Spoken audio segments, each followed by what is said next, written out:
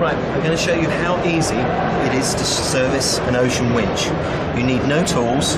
All you need is some grease and some oil and a few minutes of your time. Okay, the top cap comes off very easily by hand, usually. Just unscrew the top cap.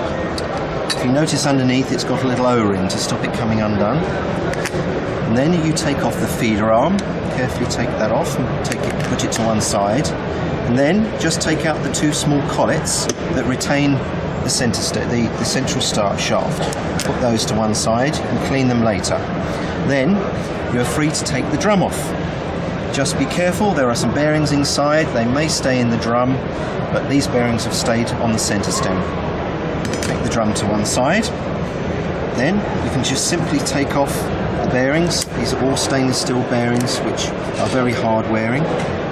That reveals the pull gear and the ratchet gear. As I'm taking these shafts out, the spindles out, you'll see that each spindle is a different size. So this is so that you cannot make a mistake in getting the spindles back in. Everything is designed to be idiot proof. Then you take out the pull gear.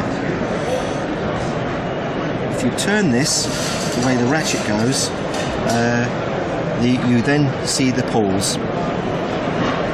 From this you can just take the pulls out and give them a clean. Give them a clean with some white spirit, and then on the pulls only, you use a light machine oil. Don't use grease because this will cause them to stick. Lightly machine oil these, put them back together and put the gears back in. The gears can only go in one way, and they can only go one way up. Totally idiot proof. And then you can take the shaft out, the central spindle, give that a clean. Now I'm putting the spindles back in.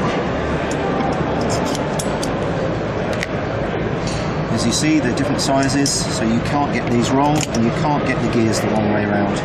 Once you've cleaned and lightly greased them, Lewmar Winch grease, you start assembling them. Give the central spindle a clean, apply a light coat of winch grease, slot that back in. Okay, take your drum, give that a clean around the gears and inside the bearing surfaces, and another light grease with a brush. And then give your bearings a clean with a white spirit and another light grease. Remember the washer first, and then the bottom bearing, then the spacer, and then the top bearing. Once these are in place, simply place your drum back on, rotate it a little bit to locate the gears, and then clean your collets, and place them back in. These retain the central spindle.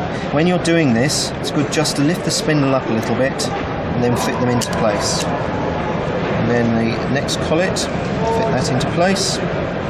Okay, and then you're ready for your feeder arm. Remember to locate it in the stripper ring,